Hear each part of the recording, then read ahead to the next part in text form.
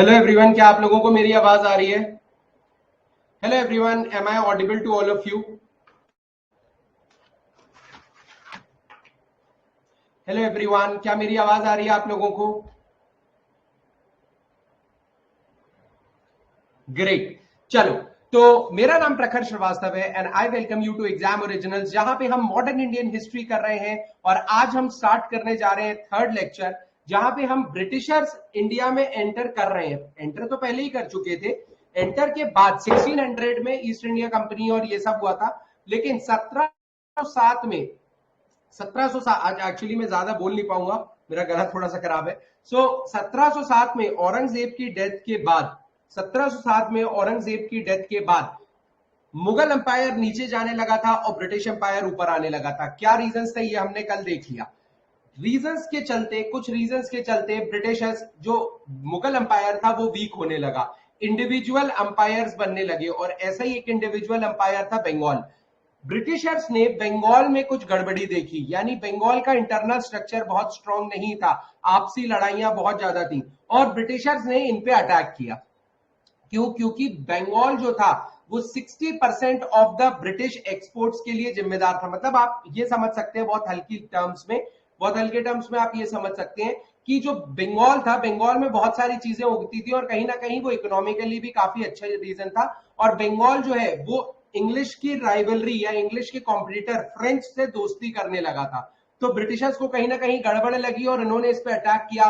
फिर कैसे मनाया, Mir Jafar, Mir Qasim, battle of Plassey, battle of Buxar, black hole tragedy, ये सब हम कल डिस्कस कर चुके हैं। आज हम इस स्टेज पे हैं कि बंगाल पर क्या बोलते हैं, ब्रिटिशर्स का कब्जा हो चुका है। बंगाल पर ब्रिटिशर्स का कब्जा हो चुका है, लेकिन पैरेलली एक अलग ब्रिटिश की टीम दूसरे एक ऐसे एरिया को टारगेट कर रही थी जो भी फ्रेंच के साथ काफी ज्यादा दोस्ती करने की कोशिश करता था। इकोनॉमिकली बहुत अच्छा रीजन था और अगर फ्रेंच इसको कैप्चर कर लेते तो ब्रिटिशर्स को बहुत बड़ा लॉस हो सकता था, जिसका नाम है मैसूर। मैसूर और बंगाल पे पैरेलली लड़ाई चली है।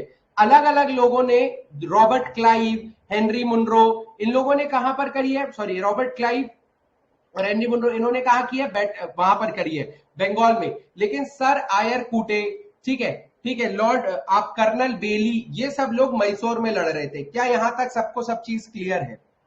मुझे सबका हाँ चाहिए, तभी मैं आगे बढ़ूंगा। यहां तक सब क्लियर है कि लड़ाई तो करेंगे, अब ब्रिटिशर्स अंदर घुसने की कोशिश करेंगे। तो उन्होंने बंगाल वाला रीजन कैप्चर कर लिया था। अब मैसूर के बारे में डिस्कस करने की बारी है।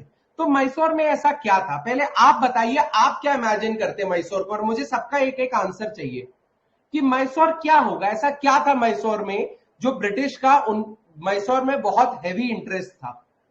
थोड़ा सा मुझे लॉजिक चाहिए, थोड़ा सा आपका भी इंटरेस्ट चाहिए कि आप अगर ब्रिटिशर्स होते तो आप क्या सोचते या आप क्या करते कि यार मैसूर को बचाना जरूरी है, लेकिन क्यों? जल्दी सोच के बताओ। हेरिटेज से इंग्लिश को कोई मतलब नहीं था यार। हेरिटेज तो उस समय का लाइव आज का हेरिटेज है भैया, वो आज का हेरिटेज है। Port city, very good. ये कहां गया? हाँ, तो सबसे पहला पॉइंट है, जो मैसूर रीजन था ना, वहां पर पोर्ट था, ठीक है। और पोर्ट एक ऐसी चीज होती थी जो किसी भी देश को उठा सकती थी, गिरा सकती थी, किसी भी डायनेस्टी को उठा सकती थी, गिरा सकती थी। क्योंकि अगर कोई भी माल इंडिया के बाहर बेचना है या कोई भी माल बाहर से मंगाना है, पोर्ट सिटी की वैल्यूज इतनी ज्यादा होती थी और पोर्ट सिटी में रहने वाले लोग इतने रईस होते थे जिसकी कोई सीमा नहीं है। तो एग्जैक्टली पोर्ट सिटी बहुत बढ़िया आंसर है। पोर्ट था, इसलिए भी जो ब्रिटिशर्स हैं वो मैसूर को पाना चाहते थे। गेटवे ऑफ साउथ इंडिया नहीं, गेटवे ऑफ साउथ इंडिया तो असीरगढ़ किले को बोलते हैं।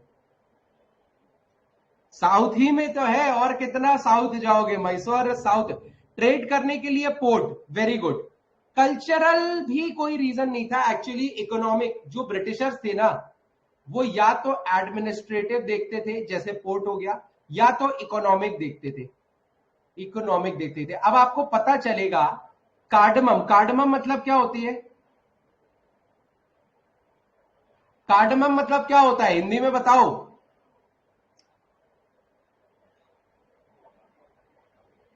इलायची, वेरी गुड। तो मैसूर इलायची का बहुत बड़ा रीजन हुआ करता था, और अब मैसूर ने कार्डमम का एक्सपोर्ट जो ब्रिटिश ईआईसी के हाथ में था वो बंद करना चालू कर दिया था।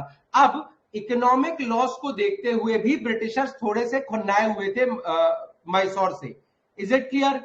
तो कार्डमम की सबसे बड़ी खेती। अच्छा, इन डायग्राम्स को मैंने ऐसे ही लगाया है कि इनका कोई मतलब है क्या? इन डायग्राम्स को मैंने फालतू में लगाया है कि इनका कोई मतलब है कि बस वॉर है, मैसूर वॉर है, कुछ भी चिपका दो? इनका कोई मतलब है? सोच के बताओ, आपको आने वाली कहानी में जरूर पता चलेगा। तो अब पोर्ट सिटी है, इलायची की अच्छी खेती होती है, ऐसे जगह को हम कैसे छोड़ सकते हैं? तो ब्रिटिशर्स को लगा नहीं हमारे, और हाँ, अब क्या होने लगा था, इंपॉर्टेंट तो था ब्रिटिशर्स के लिए, लेकिन जो मैसूर के रूलर्स थे वो फ्रेंच से ज्यादा आकर्षित थे, वो फ्रेंच कल्चर या फ्रेंच आर्मी इनसे ज्यादा अट्रैक्टेड थे। तो कहीं ना कहीं मैसूर के जो रूलर्स हैं उनका फ्रेंच की तरफ झुकाव, कार्डमम की खेती का लॉस और पोर्ट सिटी का लॉस, ये सारी चीजें कहीं ना कहीं ब्रिटिशर्स को भय में डाल रही थी, कहीं ना कहीं उन्हें डरा रही थी, और उनको ये लग रहा था कि अगर मैसूर हमारे हाथ से चला गया तो इंडिया पे इकोनॉमिक कब्जा कर पाना मुश्किल है, बहुत ज्यादा मुश्किल है। तो उन्होंने सोचा कि यार मैसूर को कैप्चर करना बहुत ज्यादा जरूरी हो गया, मैसूर पे कंट्रोल पाना बहुत ज्यादा जरूरी हो गया है। तो यहां से कहानी शुरुआत होती है मैसूर की। अब मैसूर के रीजंस हमने देख लिए कि मैसूर फ्रेंच के बीच में अच्छी बॉन्डिंग होने लगी थी। अगर मैसूर चला जाता तो मद्रास पे जो कब्जा है ना वो भी ये नहीं कर पाते, क्योंकि मैसूर वाया मैसूर ही मद्रास जाते थे उस समय। ठीक है, मद्रास स्टेट, वो मद्रास अभी का मद्रास मत समझो, पुराना। मतलब अगर ये मैसूर है तो ये मद्रास है, तो आपको इधर आने के लिए मैसूर पे अगर उन्होंने खो दिया तो मद्रास भी बहुत जल्दी खोने वाले थे ब्रिटिशर्स।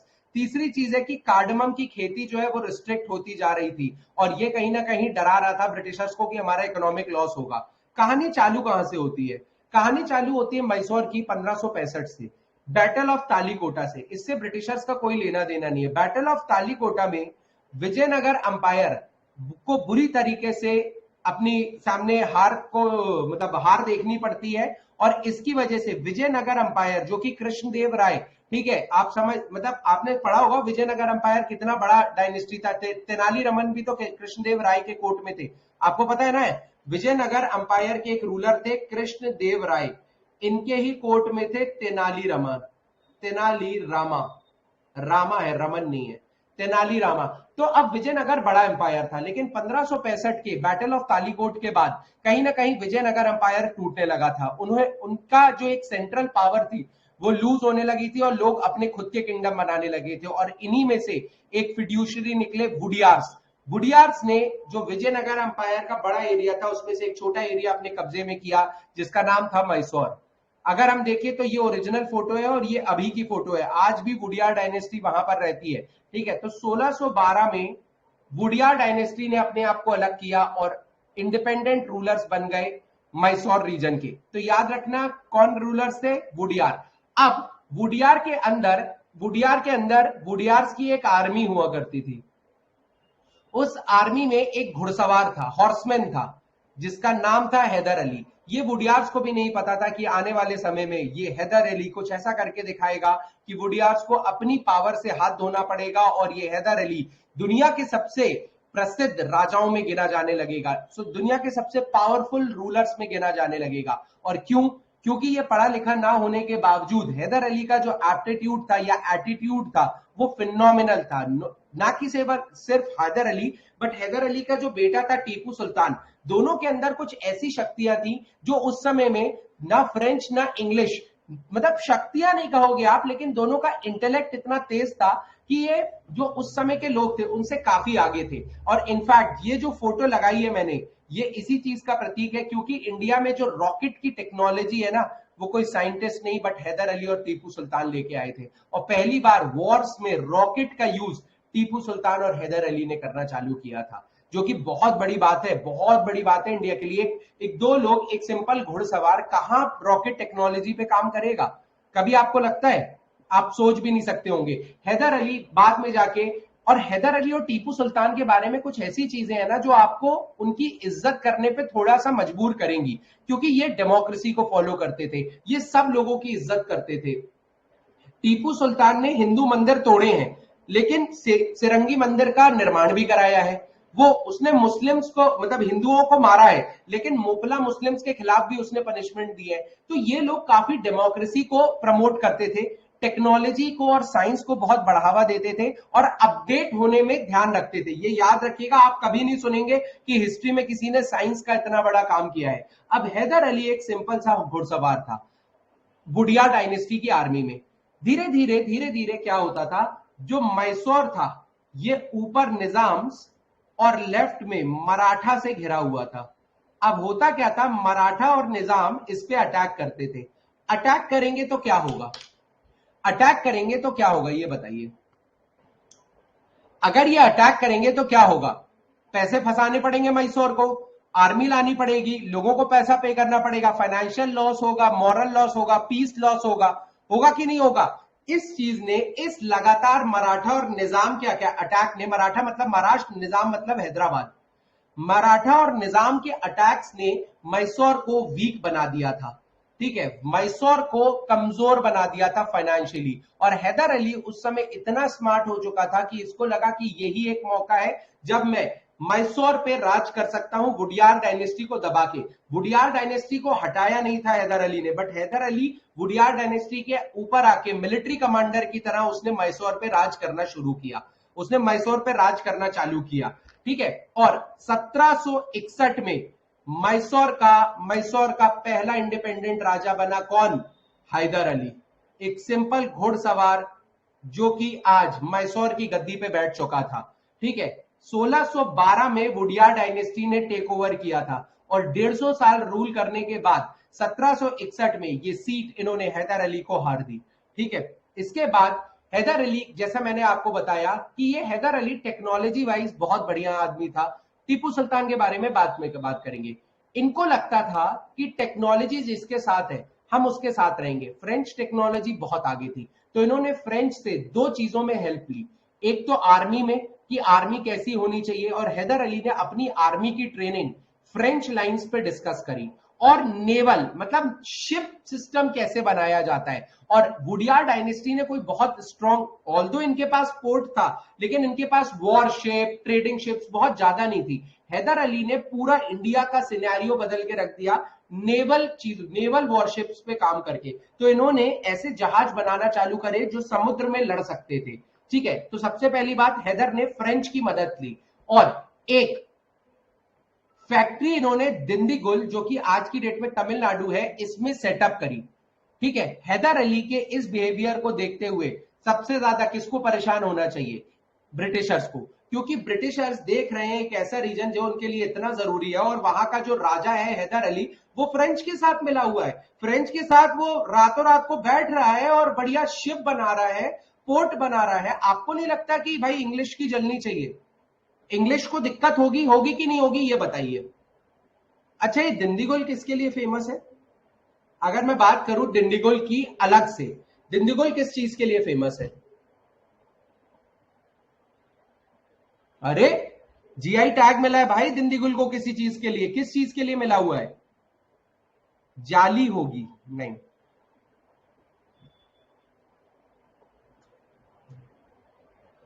अरे भाई कैसी बात कर रहे हो, मैं कंफ्यूज हो गया।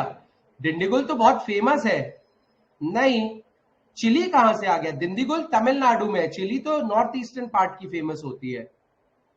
ये फेमस होता है दिंडीगुल लॉक्स के लिए, तालों के लिए फेमस है ये, दिंडीगुल लॉक्स के लिए, ये अलग से इंफॉर्मेशन है। अब क्या हुआ था, हैदर अली के इस बिहेवियर से इंग्लिश को कहीं ना कहीं दिक्कत होने लगी थी, और ये किस चीज की शुरुआत करेगी, ये एंग्लो फ्रेंच राइवलरी की शुरुआत, एंग्लो मैसूर राइवलरी की शुरुआत करने वाली थी। और इसी के चलते पहला एंग्लो मैसूर वॉर होता है, पहला एंग्लो मैसूर वॉर होता है।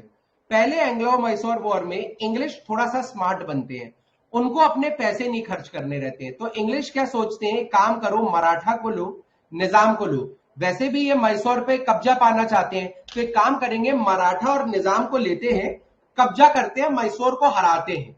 और मैसूर में जो इकोनॉमिक पार्ट है वो हम ले लेंगे, जो जमीन जायदाद वाला पार्ट है आधा मराठा को दे देंगे, आधा निजाम को दे देंगे। और वैसे भी मराठा और निजाम तो इस चीज के लिए कब से लड़ रहे हैं, अगर इंग्लिश उनकी मदद करेगा तो वो पक्का मान जाएंगे, और वो सच में पक्का मान गए। तो पहली लड़ाई में इंग्लिश ने मराठा और निजाम को अपनी तरफ किया, ठीक है, और हैदर अली को अटैक किया। लेकिन हैदर अली बेवकूफ आदमी नहीं था, उसको पता था कि किसको क्या चाहिए। तो हैदर अली ने मराठा को थोड़ा सा पैसा और थोड़ी सी जमीन दी, और हैदर अली ने निजाम को यह बोला कि जो आरकोट की जमीन है वो मैं तुम्हें दिलवा दूंगा, क्योंकि आरकोट के में वैसे भी हैदर अली लड़ाई कर रहा था। तो अगर हैदर अली वहां पर लड़ के अगर जमीन पा लेता है तो वो निजाम को दे देगा। आपको नहीं लगता मराठा और निजाम इस चीज से मान जाएंगे? मान गए। और कहीं ना कहीं अंग्रेज अकेले पड़ गए, कोई वॉर हुई नहीं, सिर्फ थोड़े से लोग इधर के अरेस्ट किए मारे, उधर के अरेस्ट किए मारे, और अल्टीमेटली 4 अप्रैल 1769 को ट्रीटी ऑफ मद्रास साइन होती है। 4 अप्रैल 1769 को ट्रीटी ऑफ मद्रास साइन होती है, जिसमें सिंपल सी बात की जाती है कि आपने जो हमारे कैदी पकड़े हैं वो छोड़ो, हमने जो आपके कैदी पकड़े हैं हम वो छोड़ेंगे, और हम मैसूर और एंग्लो और मैसूर, इंग्लिश और मैसूर भाई भाई की तरह रहेंगे। अगर मैसूर पे कोई अटैक होता है तो इंग्लिश आके हमारी रक्षा करेंगे। क्या फर्स्ट एंग्लो मैसूर वॉर और ट्रीटी ऑफ मद्रास के बारे में क्लियर हो गया आपको? डाउट पूछ लो, थोड़ा सा हो सकता है आपको लग रहा है कि मैं तेज चल रहा हूं, बट कहानी ऐसे ही सुनाई जाती है। फर्स्ट एंग्लो मैसूर वॉर क्यों हुआ था? क्योंकि हैदर अली फ्रेंच की तरफ जाने लगा था। कैसे हुआ था? इंग्लिश ने निजाम और मराठा को अपनी साइड किया और अटैक किया। जो ओपोनेंट हैदर अली था उसने मराठा को वो दिया जो उसे चाहिए था, जो निजाम मतलब रूलर ऑफ हैदराबाद, और मराठा मतलब रूलर ऑफ महाराष्ट्र। ठीक है, तो उसने हैदराबाद को वो दिया या निजाम को वो दिया जो उसे चाहिए था, मराठा को वो दिया जो उसे चाहिए था। आखिरी में इंग्लिश अकेले पड़ गए और ये कभी बहुत बड़ी वॉर हुई नहीं। सिंपल एक ट्रीटी ऑफ मद्रास साइन होती है कि आज के बाद नहीं लड़ेंगे। ठीक है, आज के बाद नहीं लड़ेंगे। क्या किसी को दिक्कत? क्या मैं नेक्स्ट अगली चीज पे बढ़ सकता हूं? बढ़ ही जाता हूं। अब क्या होता है 1771 में मराठा फिर से मैसूर को अटैक करते हैं। हमेशा की तरह मराठा तो कब से करते आ रहे हैं, लेकिन इस बार आपको नहीं लगता कि इंग्लिश को मैसूर की सपोर्ट में आना चाहिए था? क्योंकि ट्रीटी ऑफ मद्रास में यह लिखा था कि आप पे कोई अटैक करेगा तो इंग्लिश आपके सपोर्ट के लिए आएगा। लिखा था कि नहीं लिखा था, यह बताओ। लिखा था कि नहीं लिखा था, यह बताओ। बिल्कुल लिखा था। तो इंग्लिश नहीं आते हैं तो हैदर अली का दिमाग खराब होना चाहिए कि नहीं होना चाहिए? बिल्कुल होना चाहिए। तो इंग्लिश 1770 में आते नहीं है, लेकिन हैदर अली अटैक नहीं करता। हैदर अली धीरे धीरे प्लान बनाता है, और अब हैदर अली वापस इंग्लिश की सच्चाई बताता है कि देखो मुझे बोला था मेरे लिए आएंगे लड़ने के लिए, लेकिन नहीं आए ना। तो सिमिलरली तुम लोगों से जो वादे कर रहे हैं ना अंग्रेज, वो भी नहीं निभाएंगे। तो ये बात मराठा और निजाम को समझाई जाती है कि यार क्यों ना हम आपस में लड़ना बंद करके एक हो जाएं और ब्रिटिशर्स को हरा दें। हम एक हो जाएं और ब्रिटिशर्स को हरा दें। ऐसा हो सकता है ना? हैदर अली में इतना दिमाग तो था, बिल्कुल था। तो वो क्या करता है, मनाता है मराठा और निजाम को कि यार हम मिलते हैं, एक हो जाते हैं और इंग्लिश के खिलाफ काम करते हैं। इसको बोला गया एंटी इंग्लिश अलायंस। बिल्कुल सही बात है। लेकिन बुरी बात क्या हो गई, यहां पर दिक्कत क्या हो गई कि मराठा को अलग से इंग्लिश ने ENGLISH इंग्लिश ने एंग्लो मराठा वॉर जो महाराष्ट्र में चल रही है उसमें हरा दिया था। और ट्रीटी ऑफ सालबाई में यह लिखा था कि आप इंग्लिश पे अटैक नहीं करोगे। लिखा था, ये अभी आपने नहीं पढ़ी है, महाराष्ट्र में हम पढ़ेंगे मराठा वॉर ऑफ इंडिपेंडेंस में। ठीक है, कि सालबाई की जो ट्रीटी थी जो महाराष्ट्र में हुई थी उसमें यह लिखा था कि आप पार्टिसिपेट नहीं करोगे किसी भी एंटी इंग्लिश वॉर में। और यहां पर हैदर अली मराठा के साथ मस्त जोड़ी बना चुके थे। यहां पे क्या होता है, मराठा को बैक ऑफ करना पड़ जाता है। मराठा को बैक ऑफ करना पड़ जाता है, और इसी के चलते निजाम जो होता है वो भी बैक ऑफ कर लेता है कि हम अकेले क्या लड़ेंगे। और ये अलायंस तोड़ने का श्रेय सर आयर कूटे को जाता है। ये नाम याद रखना, ये बड़े नाम है, ये डायरेक्टली आ सकते हैं एंग्लो मैसूर वॉर में। इनमें से कौन सा रूलर था, कौन सा रूलर था। ठीक है, ये चीज समझ में आती है। अब क्या होता है 1781 में जब ये लड़ाई होने वाली होती है, मराठा पीछे हट गए, निजाम पीछे हट गए, तो जो सर कूटे होते हैं ये हैदर को हरा देते हैं। किस जगह? पोर्टो नोवो में। ठीक है, और इसके बाद कहानी खत्म नहीं होती है, लड़ाई अभी भी चालू है, लेकिन हैदर ने हार दी वाली है, कोई ट्रीटी भी साइन नहीं हुई है। लेकिन अनफॉर्चुनेटली हैदर की डेथ कैंसर की वजह से हो जाती है। कई लोगों को लगता है Haider second war of independence, second Anglo Mysore war में मरा था, बट नहीं मरा था। और सेकंड एंग्लो मैसूर वॉर ऐसी थी जिसमें बाप बेटे दोनों ने पार्टिसिपेट किया था। क्यों? क्योंकि जब हैदर मर जाता है तो अगले 1 साल के लिए वॉर और चलती है। किसके द्वारा?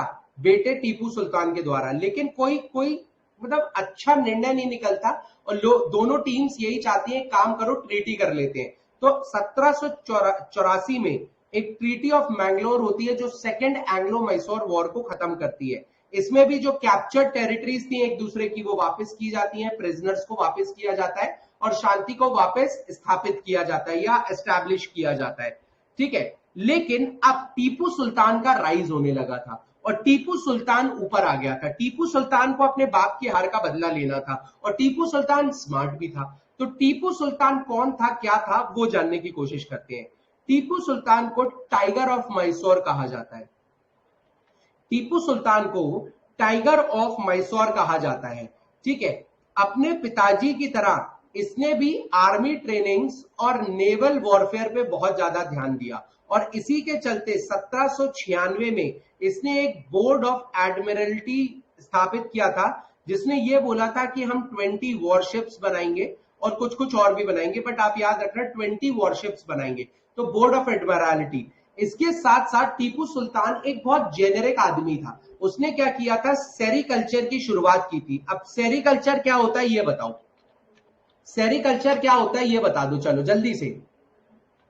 और आज की डेट में कर्नाटका इस सेरिकल्चर के दम पे बहुत पैसे कमा रहा है। आप लोगों में ने बैंगलोर, आप में से कौन लोग गए हैं, या बैंगलोर, बैंगलोर में आपको एक एरिया पता होगा सिल्क बोर्ड।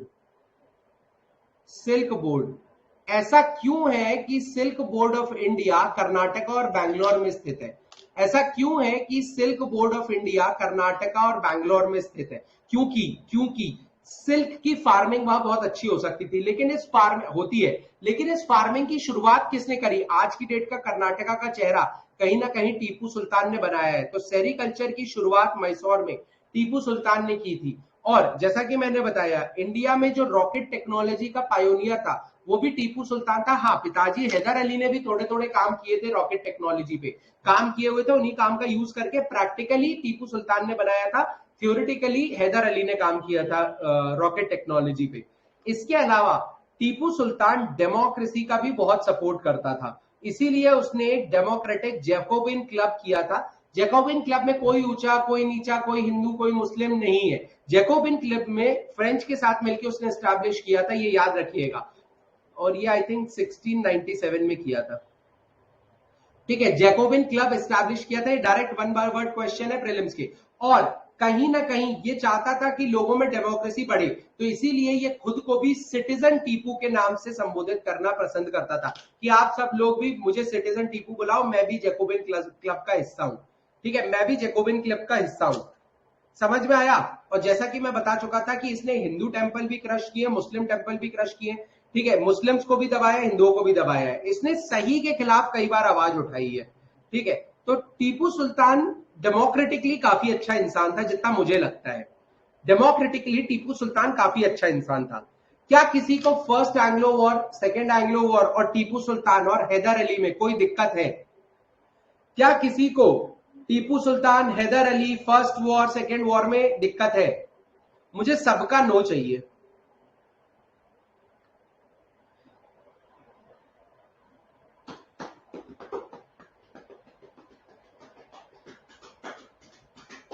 ग्रेट, अब आगे बढ़ते हैं और आगे बढ़ के हम थोड़ी सी और चीजें। अब देखो, अब टीपू के अंदर, टीपू स्मार्ट आदमी था, टीपू के पास टेक्नोलॉजी थी, टीपू के पास आर्मी थी, ट्रेनिंग थी, फ्रेंच की तरफ बहुत ज्यादा झुका हुआ था टीपू। अब क्या होता है, टीपू को लगता है मुझे अपना एरिया और इज्जत वापस चाहिए। इंग्लिश को लगता है कि यार ये फ्रेंच की तरफ मिला हुआ है, अगर ये जीत गया तो वैसे ही हमारे हाथ से मैसूर चला गया, तो क्यों ना लड़ाई की जाए। तो इसीलिए थर्ड वॉर होती है। अब थर्ड वॉर में क्या होता है, टीपू ट्रैवनकोर पे अटैक करता है और उसको कैप्चर करने की कोशिश करता है। क्यों? क्योंकि ट्रैवनकोर ने डच को हरा के जलकोटल और कैन्नौर जैसे रीजन जो कि कोंची में आते हैं, ये अपने पास कर लिए थे। और कोचिंग जो था वो फिड्यूशरी ऑफ टीपू, मतलब टीपू के किसी आदमी का एरिया हुआ करता था। तो बोलते हैं ना भाई का आदमी है, तो ऐसे टीपू के आदमी अलग अलग जगह होंगे, तो टीपू के जो उनको फिड्यूशरी बोला जाता है। तो टीपू ने जिसको कोची में राज करने भेजा था, या कोची का जो जो कोलैबोरेशन में था टीपू के साथ, वो उससे वहां पर जो भी लड़ाई होती है ट्रैवनकोर उनका एक एरिया ले लेता है। टीपू को यह बात अच्छी नहीं लगती, टीपू अटैक करता है ट्रैवनकोर को। लेकिन ट्रैवनकोर इंग्लिश के सपोर्ट का है, क्योंकि ट्रैवनकोर पहले ही एक ऐसी अलायंस साइन कर चुका है कि हम पे कोई भी अटैक करेगा तो इंग्लिश आएंगे, तो इंग्लिश आ जाते हैं। और अब टीपू और ट्रैवनकोर की लड़ाई की जगह टीपू और इंग्लिश की लड़ाई बन जाती है ये। तो टीपू स्मार्ट रहता है। 1790 में टीपू इंग्लिश को जनरल मेडोज के अंदर जो टीम आती है इंग्लिश की, उसको हरा देता है। ठीक है, ये जनरल मेडोज को बिल्कुल, मतलब आप समझ रहे हो, ये इंग्लिश को बिल्कुल नहीं पोसाता। और 1700 और कॉर्नवालिस टीपू की तरफ चलना शुरू कर देता है। 1792 में कॉर्नवालिस टीपू को हराता है। ठीक है, निजाम्स और मराठा की मदद से टीपू को हराता है, निजाम्स और मराठा की मदद से, क्योंकि टीपू को अकेले हराना पॉसिबल नहीं था, बहुत स्मार्ट था टीपू। तो कॉर्नवालिस टीपू को हराता है। अब अगर टीपू हार गया है तो कोई ट्रीटी भी होगी, तो होती है treaty of Srirangapatnam. First Anglo Mysore war के बाद कौन सी ट्रीटी हुई थी, ये बताओ। फर्स्ट एंग्लो मैसूर वॉर के बाद कौन सी ट्रीटी हुई थी, ये बताओ। फर्स्ट एंग्लो मैसूर वॉर के बाद कौन सी ट्रीटी हुई थी? Treaty of Madras. Second Anglo Mysore war के बाद कौन सी ट्रीटी हुई थी? ये सब नोट करते हुए चलना है आपको। Treaty of Mangalore. और थर्ड के बाद होती है ट्रीटी ऑफ श्रीरंगापट्टनम। अब ट्रीटी ऑफ श्रीरंगापट्टनम थोड़ी सी अच्छी ट्रीटी थी, क्योंकि इसमें वॉर की बात नहीं कही थी, सीधे खत्म कर दी थी टीपू की कहानी। आधा मैसूर मतलब कृष्णा रिवर के आसपास का एरिया निजाम को चला गया, और तुंगभद्रा रिवर के आसपास का एरिया मराठा को चला गया। आधा मैसूर अलग कर दिया। जो 12 महल, डिंडीगुल और मालाबार वाला रीजन था, यानी डिंडीगुल भी पोर्ट है, मालाबार भी पोर्ट है, ठीक है, 12 महल भी पोर्ट है, तो ये जो पोर्ट वाले एरिया थे ये इंग्लिश ने अपने अंडर कर लिए, ताकि पोर्ट से इजीली एक्सपोर्ट इंपोर्ट किया जा सके और पैसा ना लगे। 3 करोड़ रुपए टीपू सुल्तान पे फाइन लगाया गया वॉर करने के लिए। इनमें से 1.5 करोड़ रुपए तो टीपू सुल्तान को उसी वक्त देने हैं, और 1.5 करोड़ रुपए बाद में देने हैं, जिसके बाद इसके 2 बच्चे जो जिनको इंग्लिश ले गए थे उनको रिलीज किया जाएगा। टीपू ने बराबर 1.5 करोड़ रुपए निपटाए और अपने दोनों बच्चों को वापस लेके आया।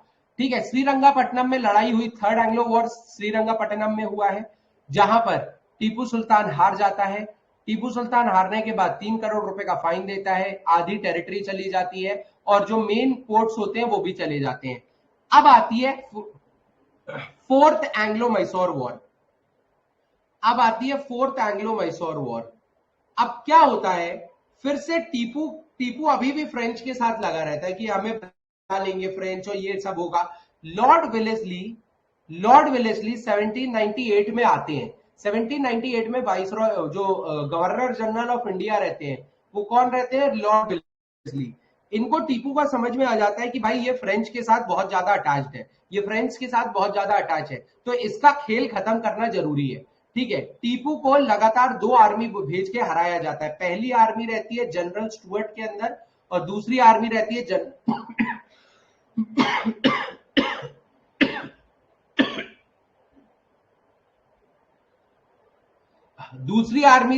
जनरल हैरिस के अंदर। दूसरी आर्मी रहती है जनरल हैरिस के अंदर। ठीक है, दूसरी आर्मी रहती है जनरल हैरिस के अंदर। तो टीपू जो है 2 बार हारता है, और तीसरी वॉर में, मतलब तीसरी बार में टीपू को मार दिया जाता है, टीपू की तलवार को रख लिया जाता है, और वुडियार डायनेस्टी जो पहले से थी उसको वापस स्थापित कर दिया जाता है, ठीक है। और मैसूर के साथ सब्सिडरी अलायंस घोषित कर दिया जाता है। सब्सिडरी अलायंस का मतलब मैं आपको बाद में बताऊंगा जब हम इंडियन हिस्ट्री को आगे बढ़ाएंगे, बट आप ये समझ लो कि ये एरिया अब पपेट बन गया है, PUPPET, पपेट बन गया है ब्रिटिशर्स का। मतलब ये अपनी खुद की आर्मी नहीं रखेंगे, पूरी आर्मी ब्रिटिशर्स की रहेगी, उनको पैसा भी यही लोग देंगे, वुडियार डायनेस्टी देगी और उनका खर्चा भी चलाएगी। तो आप समझ रहे हो, सब्सिडरी अलायंस मतलब ब्रिटिशर्स इंडियन पैसों पे पलना चाहते हैं, ठीक है, इंडियन पैसों पे पलना चाहते हैं और इंडियन आर्मी को अलाउ नहीं करना चाहते क्योंकि हरा भगा सकती है, तो इंडियन आर्मी को हटा दो और रहने का खर्चा लेने लगो। तो ये कहीं ना कहीं ब्रिटिश के जो एक्सपेंस है उनको कम करता जा रहा था। तो सब्सिडरी अलायंस तो बहुत बड़ी पॉलिसी थी, बट आप ये समझ लो कि टीपू सुल्तान कभी भी सब्सिडरी अलायंस के लिए नहीं माना था कि आप एक काम करो, अंग्रेजों के अंडर काम करो। टीपू सुल्तान ने कभी नहीं माना था और इसी के चलते लड़ाइयां होती गई होती गई होती गई और जब तक टीपू जिंदा रहा तब तक सब्सिडरी अलायंस नहीं हो पाया। जैसे ही टीपू की मौत होती है, मैसूर रीजन पे पुरानी जो डायनेस्टी थी उसके एक छोटे से बच्चे को महाराज बना के बैठा दिया जाता है और पूरे मैसूर रीजन को सब्सिडरी अलायंस में ले लिया जाता है, ठीक है। लेकिन वुडियार डायनेस्टी बीच में अड़ंगे करने लगती है। तो 1831 में विलियम बेंटिक वुडियार डायनेस्टी को भी हटा के मैसूर को पूरी तरीके से ब्रिटिश इंडिया में ले लेते हैं। और किस चार्ज पे? कि मिस गवर्नेंस का चार्ज है। ये चार्ज याद रखना, मिस गवर्नेंस का चार्ज है कि आप लोग बहुत अच्छे से चला नहीं पा रहे हो ये देश एरिया को। सो मिस गवर्नेंस के चार्ज पे 1831 में विलियम बेंटिक मैसूर को अंदर ले लेते हैं और 1881 में वापस लॉर्ड रिपन इस डायनेस्टी को वापस वुडियार्स को देते हैं।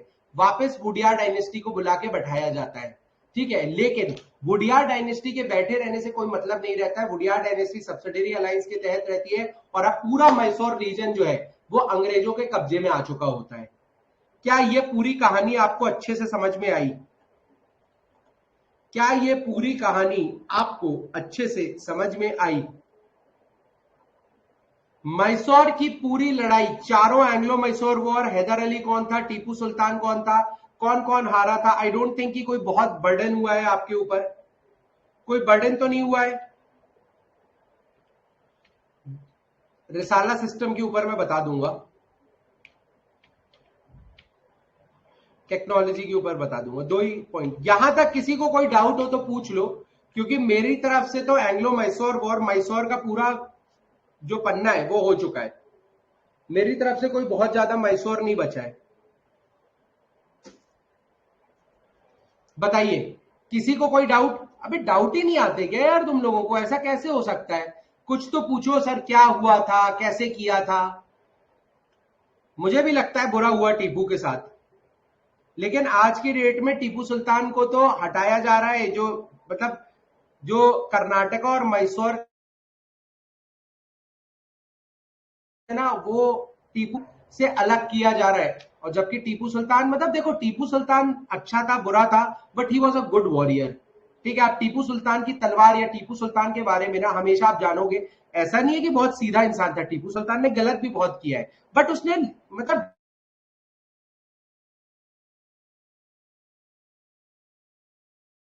लड़ा है यार। जब भी मैंने कहा,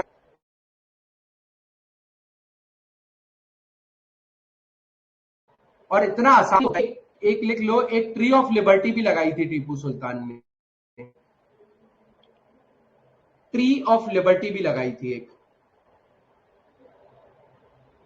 tree of liberty, tree of liberty. Is it clear to all of you? Is this thing clear to all of you? किसी को कोई दिक्कत? समराइज हो गया है? मैं समराइज के लिए एक फोटो डाल सकता हूं क्या, समरी के तौर पे? अच्छा, सिख विक वॉर भी तो करना है यार, अभी बहुत बड़ा पोर्शन बचा है।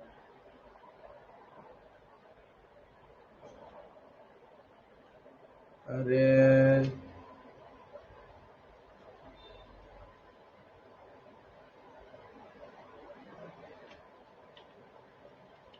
कोई डाउट हो तो बताओ, अदरवाइज फिर मैं स्टार्ट करूं। जितना मेरी तरफ से था मैंने तो कर दिया, अब बस एक हैदर के एक दो सिस्टम्स थे उनके बारे में जानना और जरूरी है।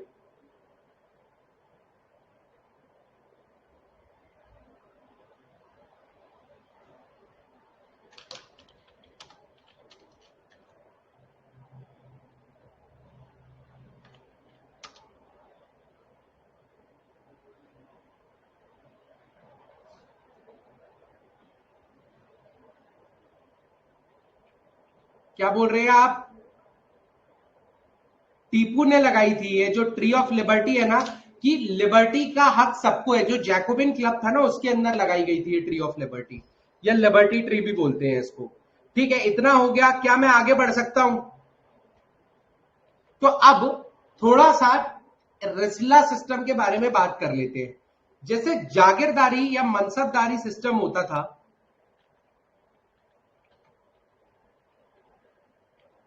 ऐसे ही हैदर अली के अंदर एक सिस्टम होता था रिस्ला सिस्टम।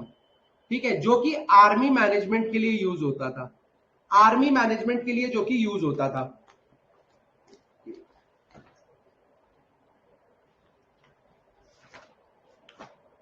चुनिंदा डायनेस्टी,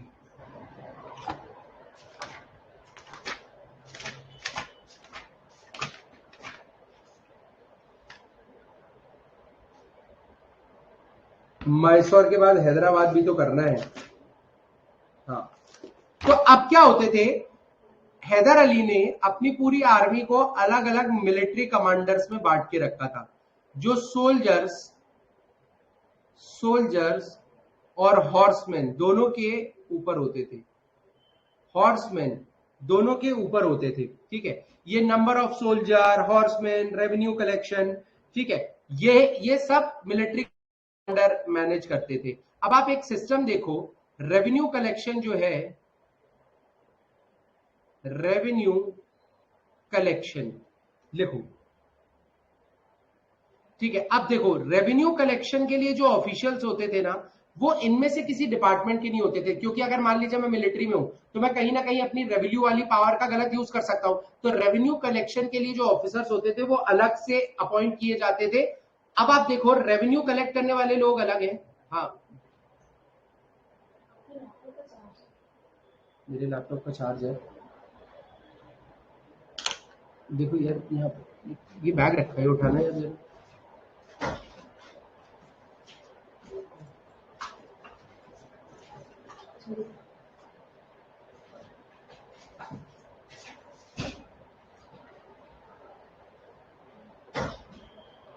ठीक है, तो ये जो रेवेन्यू कलेक्शन के लोग होते थे ना, ये अलग होते थे। ठीक है, जो पॉलिसी मेकिंग वाले लोग थे वो अलग थे। आर्मी, अब आप समझ रहे हो, आर्मी के अंदर से रेवेन्यू कलेक्शन वाले लोग आए हैं। आपको नहीं लगता कि ये first example of separation of power है? Example of separation of power. आप में से पॉलिटी कितनों ने पढ़ा है? आप में से पॉलिटी कितनों ने पढ़ा है? आप में से पॉलिटी कितनों ने पढ़ा है? पॉलिटी पढ़ा है तो आप लोग सेपरेशन ऑफ पावर जानते हैं। एक बॉडी होगी जो लॉ बनाएगी, लेजिस्लेटिव विंग। एक बॉडी होगी जो उन लॉ को इंप्लीमेंट करेगी, एग्जीक्यूटिव विंग। और एक बॉडी होगी जो लॉ को ये डिस्कस करेगी कि सही इंप्लीमेंट हुआ है, गलत इंप्लीमेंट हुआ है, सही लॉ बना है कि गलत लॉ बना है, यानी जुडिशरी। इसको बोलते हैं सेपरेशन ऑफ पावर, कि लेजिस्लेटिव के काम एग्जीक्यूटिव्स नहीं करेंगे, एग्जीक्यूटिव्स के काम जुडिशरी नहीं करेंगे। अब मान लीजिए कि लॉ बनाने वाला और जुडिशरी सेम हो, तो ऐसे में तो कभी वो खुद को ये बोलेगा ही नहीं कि मैंने गलत लॉ बनाया है। तो इसीलिए इसको बोलते हैं सेपरेशन ऑफ पावर, इसको बोलते हैं separation of power. Is it clear to all of you? इसको बोलते हैं सेपरेशन ऑफ पावर। पॉलिटी के लेक्चर में ज्यादा अच्छे से समझोगे, मैं बोलोगे तो मैं एक पॉलिटी का लेक्चर इंक्लूड कर दूंगा इसमें, इस वाले कोर्स में भी इंक्लूड कर दूंगा। तो जो 10 जुलाई वाले बैच वाले लोग हैं वो भी पॉलिटी से सेपरेशन ऑफ पावर और बेटर समझ लेंगे। तो ये पहला एग्जाम्पल है सेपरेशन ऑफ पावर का। इसी के साथ साथ हैदर अली ने, लिखो, पहली बात तो फ्रेंच असिस्टेंस लेके आर्मी बढ़िया करी। दूसरी बात, एग्रीकल्चरल प्रोडक्टिविटी बढ़ाने के लिए उसने बहुत सारे काम किए थे। मैंने बोला था ना हैदर अली भी दिमाग वाला था। एग्रीकल्चरल प्रोडक्टिविटी बढ़ाने के लिए इसने बहुत सारे काम किए थे। सबसे पहले वुडन टूल्स का जो यूज है वो कम हो गया था और आयरन टूल्स का यूज बढ़ा दिया था इसने। वुडन टूल्स होते थे और आयरन टूल्स होते थे। आयरन टूल्स बनाना नहीं आता था उस समय ज्यादा लोगों को, तो वुडन टूल्स यूज होते थे। लेकिन हैदर अली ने टेक्नोलॉजी निकाल ली कि कैसे इजीली बना सकते हैं, तो वुडन टूल कम हो गए और आयरन टूल्स बढ़ने लगे। वुडन टूल्स कम हो गए, आयरन टूल्स बढ़ने लगे। हैदर अली के अंदर एरिया ऑफ इरिगेशन बढ़ गया, इसने इरिगेशन सिस्टम पे बहुत ज्यादा ध्यान दिया। ठीक है, इसने इरिगेशन सिस्टम पे बहुत ज्यादा ध्यान दिया, और इसने सबसे बड़ी जो चीज चालू करी ना कि पैसा कमाना है तो कौन से क्रॉप्स उगाने चाहिए। अगर पैसा कमाना है तो कौन से क्रॉप्स उगाने चाहिए, अगर पैसा कमाना है तो कौन से क्रॉप्स उगाओगे बताओ।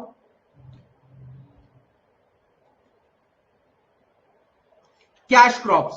तो कैश क्रॉप्स की जो खेती है ना, कैश क्रॉप्स की जो खेती है, सिल्क हो गया, इसमें आ जाएगा सिल्क, पेपर, कार्डमम, ठीक है, स्पाइसेस, इन सब की खेती शुरू करने का श्रेय भी हैदर अली को जाता है। आपको नहीं लगता हैदर अली ने एक लीडर की तरह बहुत बढ़िया काम किया था? प्लस इसने फर्टिलिटी ऑफ सॉइल पे भी बहुत ध्यान दिया कि न्यूट्रिएंट्स कितने होने चाहिए, प्रॉपर मिल रहे हैं नहीं मिल रहे हैं। तो फर्टिलिटी ऑफ सॉइल पे भी बहुत ज्यादा ध्यान दिया था।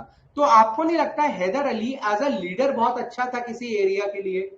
Haider Ali as a leader बहुत अच्छा था किसी एरिया के लिए। समझ में आया कि नहीं आया?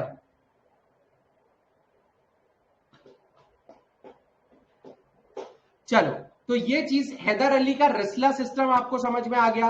और इसी के साथ साथ टेक्नोलॉजी डेवलपमेंट में मैसोर रॉकेट्स और वॉर वेपन, इसको बनाने का श्रेय भी हैदर अली और टीपू सुल्तान को जाता है। हैदर अली और टीपू सुल्तान को जाता है। और यहां पर जैसे ही गुडियार डायनेस्टी एस्टैब्लिश होती है, मैसूर की कहानी खत्म हो जाती है। मैसूर एक तरीके से पपेट बन के रह जाता है ब्रिटिशर्स का। मेरी तरफ से पूरी कहानी खत्म हो गई है। आपको डाउट हो तो पूछो। आज लेक्चर 5 मिनट 10 मिनट जल्दी छोड़ देंगे, क्योंकि कल हमें मराठा करना है, और मराठा बहुत बड़ा है भाई। मराठा ना बहुत बड़ा है, मजा मजा आ जाएगा आपको मराठा में। शिवाजी, संभाजी, पेशवा बाजीराव, सबकी बातें हो जाएंगी। कोई लोड तो नहीं लग रहा ना? ज्यादा लोड तो नहीं लग रहा ना आप लोगों को?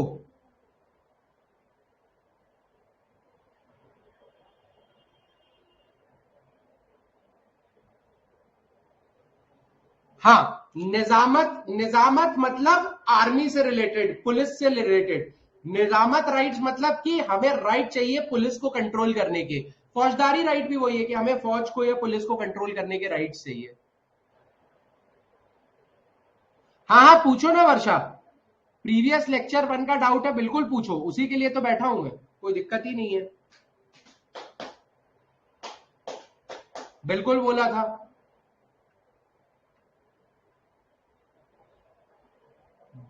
बफर स्टेट बना दिया था अवध को बैटल ऑफ बक्सर के बाद। क्या मतलब है उसका? चलो, मैंने पिछले लेक्चर में भी समझाया था, ये मैं समझा देता हूं। देखो, ये बंगाल है और ये यूपी वाला एरिया अवध है। ठीक है, बंगाल बड़ा एरिया है, मानते हो कि नहीं? अब क्या हुआ, ब्रिटिशर्स को बंगाल चाहिए, ब्रिटिशर्स को बंगाल चाहिए। तो पहले बैटल ऑफ प्लासी होती है, फिर बैटल ऑफ बक्सर होता है। बैटल ऑफ बक्सर में जो ऑपोजिट टीम रहती है, उसमें कौन कौन रहता है बताओ यार, नाम याद रख लो। बट ऐसा पढ़ने के लिए जाओगे ना तो कितना कुछ है अंशु, कितना कुछ है। मेरा ये मानना है फर्स्ट लेवल पे आपको कंसेप्चुअल और बेसिक स्टैटिक फैक्ट्स याद होने चाहिए। जब ये हो जाए, अच्छे से याद हो जाए, अच्छे से क्वेश्चन आप कर लो। रुको वर्षा, सबसे पहले आपका डाउट जो था, क्या मतलब है बफर स्टेट का? तो जो बैटल ऑफ बक्सर होता है उसमें इंग्लिश के ऑपोजिट कौन कौन लोग होते हैं? जल्दी बताओ, बाकी लोग भी बता सकते हो। बैटल ऑफ बक्सर में इंग्लिश किससे लड़ाई करते हैं?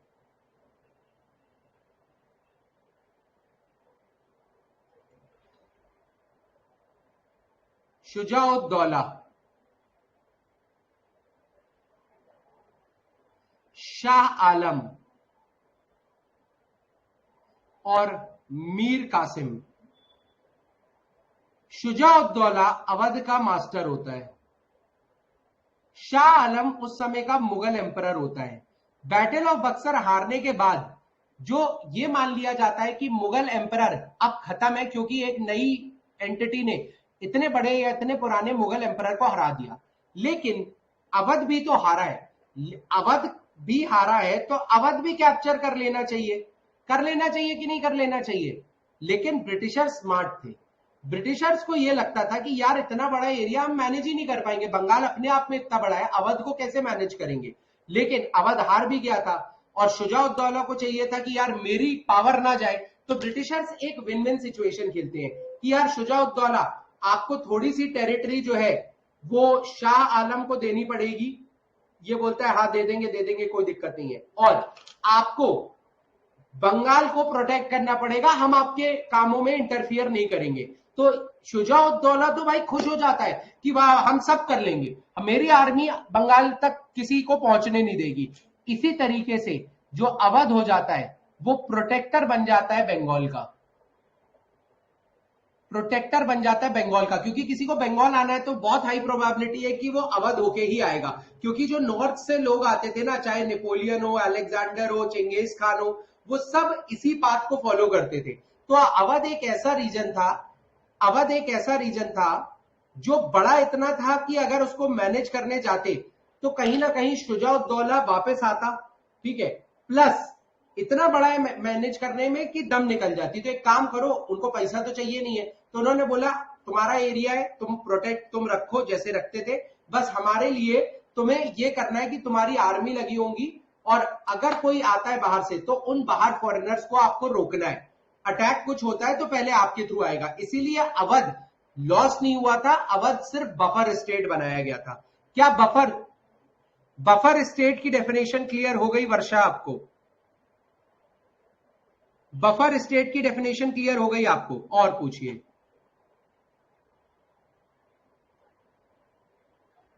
देखो हिमांशु, स्मॉल बैटल लाइक चेनिंगम या फिर पोलिल्योर या फिर आप पोर्टोनोवो की बात करोगे तो ऐसे कम से कम 5000 वॉर्स है, छोटी छोटी। कहां तक याद करोगे? चंदेरी वंदेरी का याद करने में तो आपकी दम निकल जाएगी। तो battle of Khanwa, battle of Chanderi, ऐसे इसलिए मेजर बैटल याद रखने हैं। अगर इंपॉर्टेंट है, पोर्टोनोवो इंपॉर्टेंट है, तो दैट इज वाई इंपॉर्टेंट की वजह से हमने पढ़ लिया है। चिलिंगम मैंने नहीं पढ़ाया, अगर आप पढ़ना चाहते हो तो आप पढ़ लो, लेकिन मुझे नहीं लगता कि बहुत ज्यादा करने की जरूरत है। शुभम पंचोली, हैदर अली टीपू सुल्तान जैसी कोई बुराइयां नहीं थी। देखो टीपू सुल्तान में बुराइयां थी और हैदर अली में भी बुराइयां थी। आप खुद सोचो ना, जिसने अपने मालिक को ही निपटा दिया। वुडिया डायनेस्टी में हॉर्समैन था ना, क्यों किया उसने? ट्रस्ट ब्रेक क्यों किया? तो ऐसे तो बहुत सारी बुराइयां थी, लेकिन दोनों ना, हैदर अली और टीपू सुल्तान एडवांसमेंट की तरफ ध्यान रखते थे, इनोवेशन की तरफ ध्यान रखते थे, और इसीलिए वो बहुत अच्छे रूलर्स हुआ करते थे, बहुत बढ़िया रूलर्स हुआ करते थे। चलो, किसी का कोई और doubt? I hope I have answered all your question.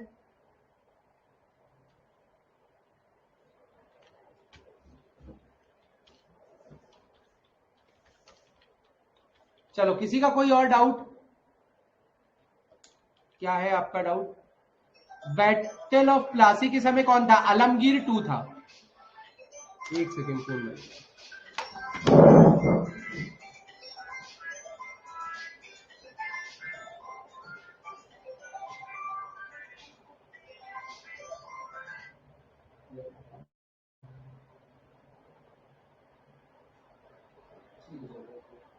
तो रात में निकल जाएंगे, बारिश होती है, ऐसे थोड़ी रात को होती है।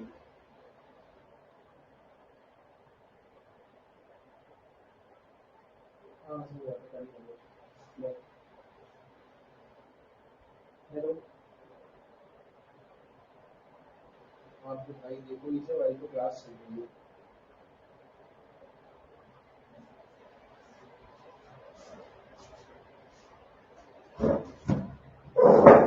आलमगीर 2 था, आलमगीर 2,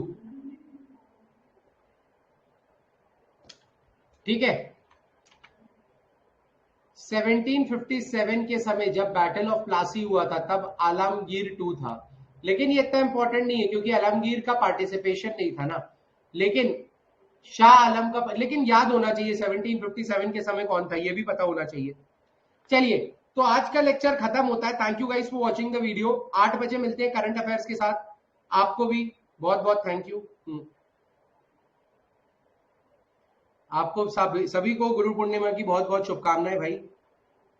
7 बजे से आपका करंट अफेयर्स का लेक्चर होगा। करंट अफेयर्स के लेक्चर में धीरे धीरे धीरे धीरे आपका मोमेंटम बनने लगेगा। 7 बजे ही है, 7 बजे, ठीक है, मोमेंटम बनने लगेगा। कल के करंट अफेयर में थोड़ा सा मजा आया होगा आपको। जब आप 5-6 दिन 10 दिन का करंट अफेयर्स देख लेंगे ना, तो आपको लगेगा यार मुझे रटना ही नहीं है, मुझे तो सब समझ में आ रहा है। तो that is why slowly slowly चलिए, सब कुछ होगा clear. Thank you and all the best. Thank you so much Shubham, bye bye.